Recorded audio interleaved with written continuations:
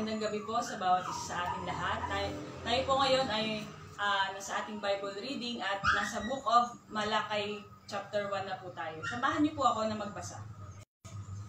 Ang aklat na ito ay naglalaman ng pahayag ni Yahweh tungkol sa Israel sa pamamagitan ni Propeta Malakias. Sinabi ni Yahweh sa bayan ng Israel, "Inibig ko na kayo nung una pa man, subalit sinasabi naman ninyo, paano ninyo pinakita ang inyong pag-ibig sa amin? Hindi ba't magkapatid sina Esau at Jacob? Ngunit minahal ko si Jacob at ang kanyang mga salin lahi, at kinamuhian ko naman si Esau.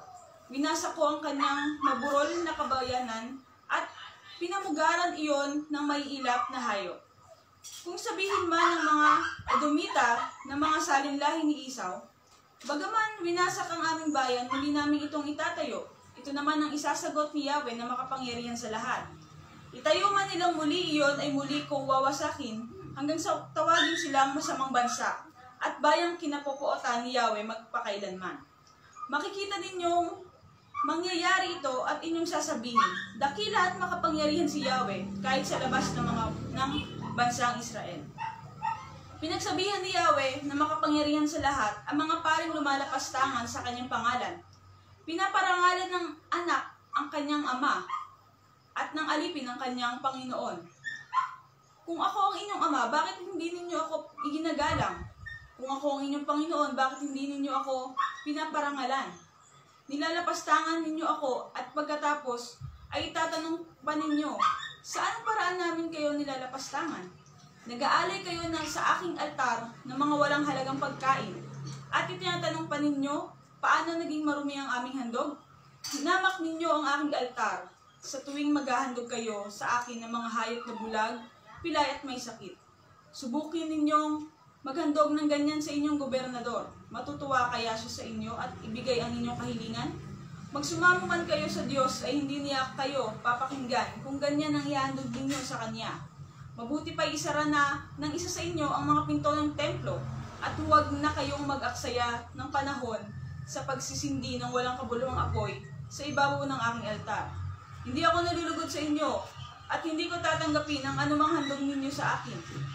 Ginagalang ang pangalan ng lahat ng mga bansa mula silangan hanggang kanluran. Nagsusunog sila ng insenso at nag-aalay ng malilinis na handog para sa akin. Ako'y pinaparangalan nilang lahat.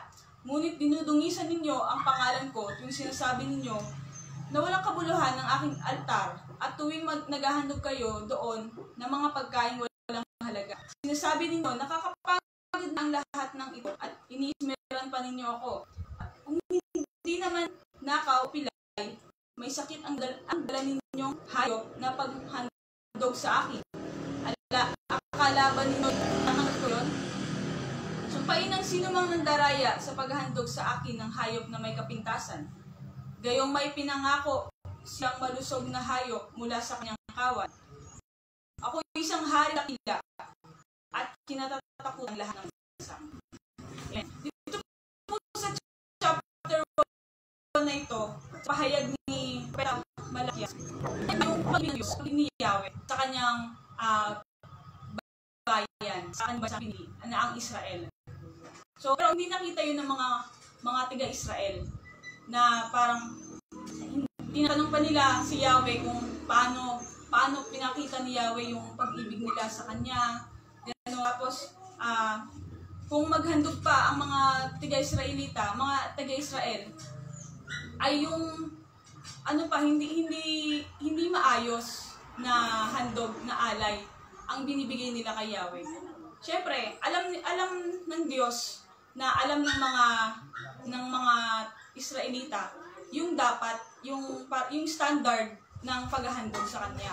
Pero ang ginagawa ng mga Israelita ay yun pang yung mga may sakit, may kapintasan, ang inihahandog sa kanya.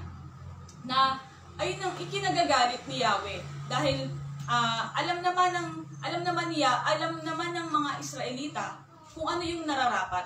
Pero ginagawa pa rin nila kung ano yung gusto nila. Sa ating paglilingkod sa Panginoon, hindi natin kailangan na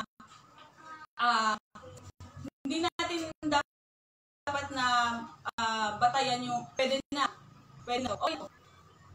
Ang kailangan natin natin gawin sa paglilingkod sa Diyos ay yung the best. Dahil ang Diyos ay Diyos ng mga Diyos at Hari ng mga Hari. Siya ang may likha ng langit at lupa. So bakit natin siya hahandugan ng mga bagay o ng mga katulad ng mga hinihandog ng mga Israelita na may makapintasan? Sa ating paglilingkod sa Diyos, kailangan natin dapat na buo yung ating kalooban. Buo yung ating puso sa paghahandog sa Kanya ng ating buhay. Buo yung loob natin na maglingkod sa Kanya. Hindi yung parang napilitan lang or okay na to, ganan, or sinabihan ka lang na, ikaw ang mag-share ngayon or ikaw ang magpaawit ngayon, ganan, or parang na ginawa mo lang yun dahil sinabi sa'yo or napilitan ka lang dahil walang tatayo na iba, ikaw lang yung pwede. So kahit hindi ka prepare, hindi ka handa, ganan. Pero ang kailangan kasi natin bilang mga lingkod ng Diyos, kailangan lagi tayong handa. Lagi tayong sumusunod sa Kanya, sa kung ano man yung nararapat na gawin. Dahil alam naman natin yung batayan ng Diyos. Alam natin kung ano ba yung dapat na ginagawa natin bilang isang anak niya, bilang isang servant. So, dapat hindi natin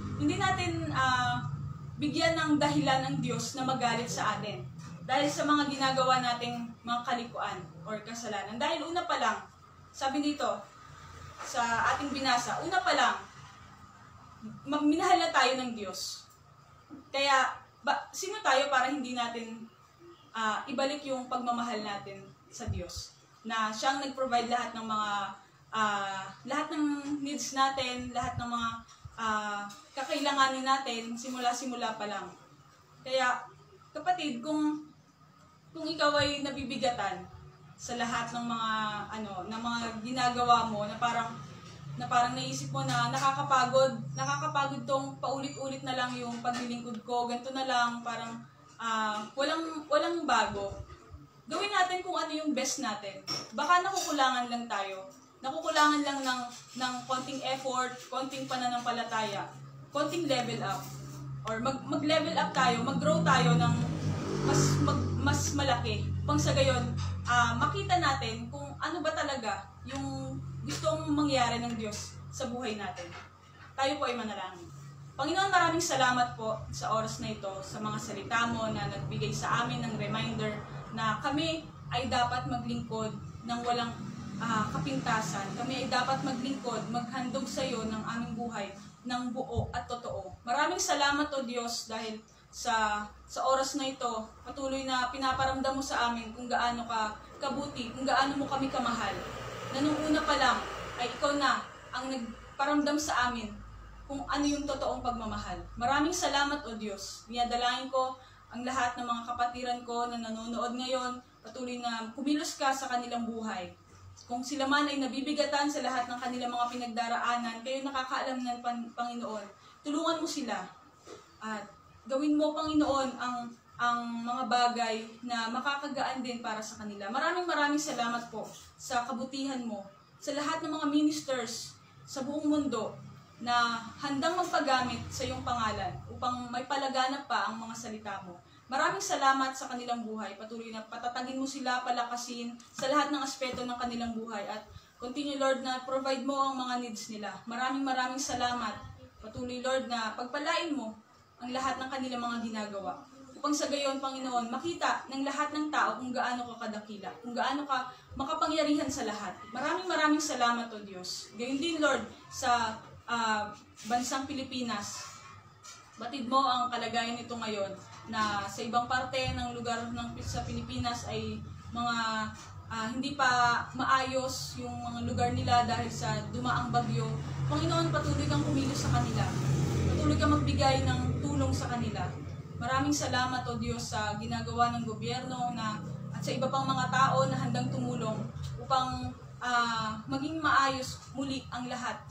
Maraming salamat. Patuloy na pagpalain mo ang aming presidente, vice president, lahat ng nanunungkulan. I-bless mo sila, Panginoon. Magkaroon sila ng pagkakaisa upang upang sa gayon magkaroon ng kapayapaan dito sa bansang ito at maalis ang lahat ng kriminalidad, korupsyon at mga droga, Lord.